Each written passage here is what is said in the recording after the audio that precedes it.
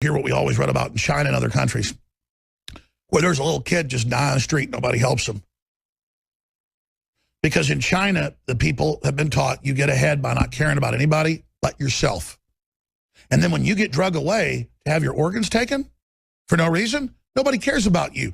That's why it can happen, because you don't have a sense that a wildebeest in Africa has.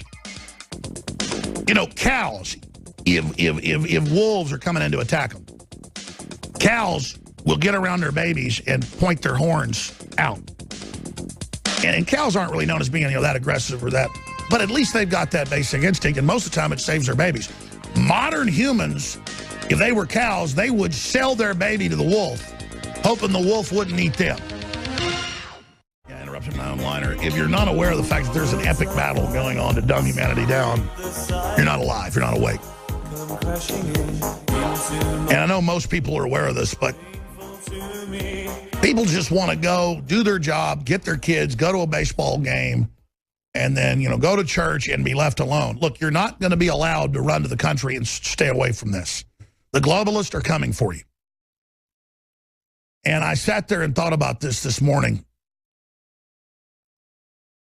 I told Weldon Henson, our shipping manager, good friend of mine, 10 years. He's also involved in a lot of the marketing. But the point is, I told him, I said, I was against the Iraq war. I was against stirring up the Muslims. But I understand that they're a very tyrannical, oppressive system, in my view, and very anti-classically liberal. And I said, man, again, I'm going to start videotaping, and I just am always so culture shocked by it. I don't. But I went to 2 different stores, the small stores this morning. One of them was a doctor's office. I went to get some nutraceuticals I take, but it's not prescription, but you still got to go to a doctor to get them. That's why I'm thinking about coming out with some of the stuff they've got. It's actually kind of a research project. And I went to get that. And it's like glutathione pills. And I went to another store to get a piece for my sink. And at both places, there were Muslim women with full face coverings on, burqas. And in both cases, they were sitting on the ground outside the doctor's office, in a hallway, and then outside on the street at the little mom and pop store, little mom and pop hardware store. And they were sitting there on the ground, in one case with 1 kid, another case with 2 kids. And man, I realized it. I walked in by the second time, and I saw the ladies' husbands in both cases, and they knew who I was, or something. They were like looking at me and looked completely freaked out. And so I started talking to Weldon Henson, and I said, man, they claim there's only 400 refugees in Texas. Every high school we've called has hundreds. I go, they're all over the place, just everywhere I go. And oh, listen how xenophobic. You see women with headdresses on and you don't like it. The point is they're lying to us about the numbers. And he goes, man, I took my daughter to the playground at Circle C, where they have soccer fields. And he said there were over 100 Muslim men playing soccer. He's been in the military. He's been overseas. And he knows what he's seeing. And he said, and just table after table with the women with the hoods on their heads. And he said, yeah, it freaked me out. Absolutely, man. It freaks you out when all of a sudden, boom, all over the place. And they're on the news going, Texas has gotten 400 total. Just like they did in Europe, and it was 5 million. They'd go, we've gotten 100,000, it'd be 1 million. France has gotten 88,000, it'd be 1 million. And I'm like, what is the government, what is this? Shutting our power plants off, putting tariffs on us where we can't operate, just screwing us at every level. And it's just, you come to the realization, they mean business. And I can tell you right now, folks, these are Sunnis they're bringing in. There are sleeper cells guaranteed, and I'm sure of it. Probably not this year, even next, but down the road, that's how they're going to bring the country down, is with Islamic cells. It's as clear as day. It is amazing. It is amazing. All right, we're going to be opening the phones up for the balance of the broadcast today with a lot of news, a lot of clips. I was preaching or pontificating on the nature of the world and what we face from my perspective in the last hour. If you'd like to chime in on this loss of awareness, this glaze in people's eyes, everybody's talked about it for decades, but it's getting worse. And I've got all these scientific reports that the population is more and more in a highly suggestible near sleep state, like daydreaming or sleepwalking, that the neurological firings of the human brain, especially in children, are very limited. The higher centers of the brain associated with religious experience, mathematics, classical music are not even being accessed in most cases.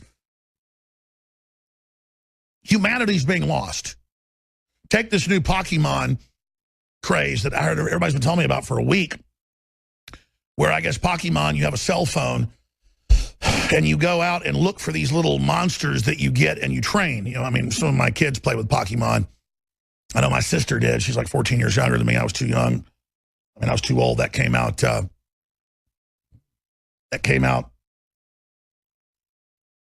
After I was doing such things. And so it geo-locates where you're at and then puts one of these little monsters that you have to capture and then take back and train in the real world. But because children spend less time outside in the West than Supermax prisoners, less than 1 hour a day, EMTs are reporting kids are collapsing everywhere, heat stroke, they're getting hurt, they're running out in front of cars. And in a way, that's good. It's not good they're going to get by cars, but it's good they're outside. It's good they're rediscovering the outside world. But it took the Japanese game brought to the internet to push a system they call augmented reality for the kids to even go outside, where they could have gone and caught fish in the local creek, even if they were in a big city.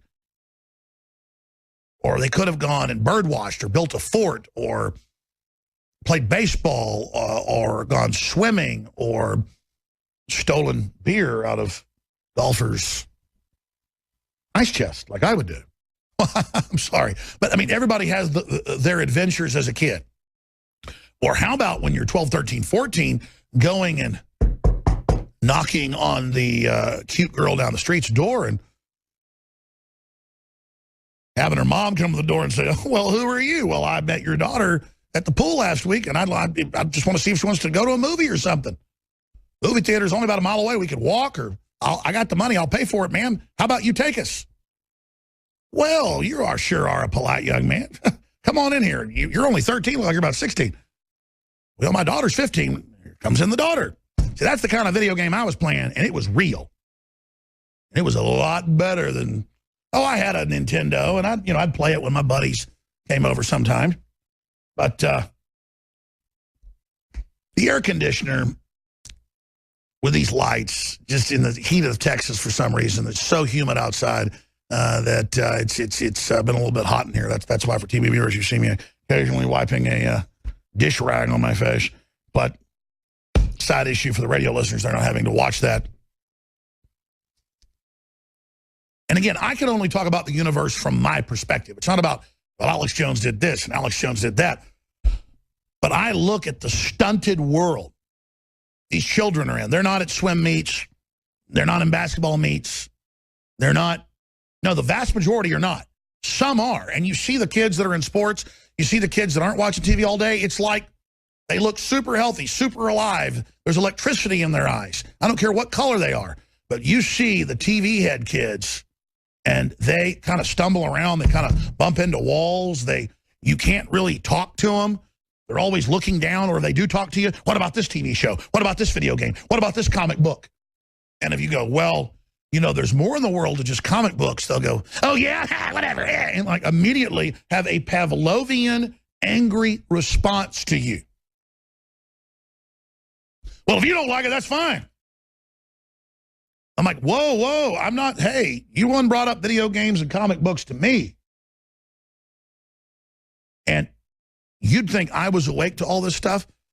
I've let my children get ingratiated in it, some because, you're going on a trip or on a plane or a 4-hour car drive, and you want to go ahead and let them have access to media, or you want them to do research on the internet for their paper they're writing, and then it always train wrecks into something bad. And then you take all the media away from them, except maybe let my kids watch the new True Grit.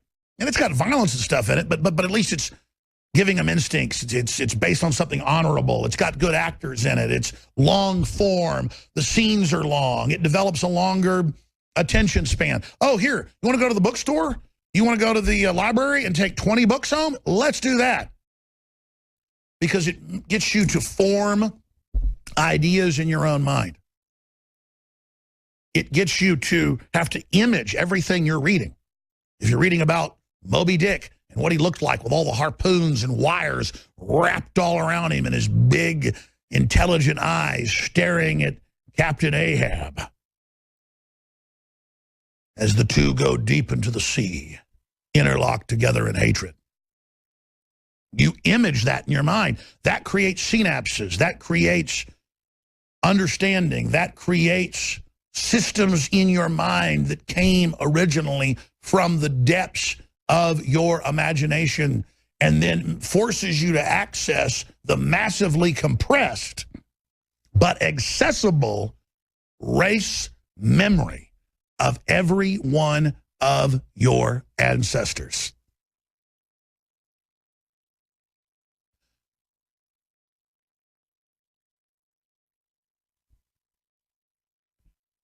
It's said, though, that one problem humanity has is that they're unable to pass down the knowledge of one generation to the next. But if you look at the modern system, it's all about blocking the lore, blocking the knowledge, blocking the information, blocking the wisdom, so that you can be enslaved. And I know I've already said that 1,000 times, but that's the key. And that's how you know the globalists are bad. Now, that said, Obama going into his final 6 months in office, 4 months as an elected leader, but another good 2.5 months after that in the Oval Office.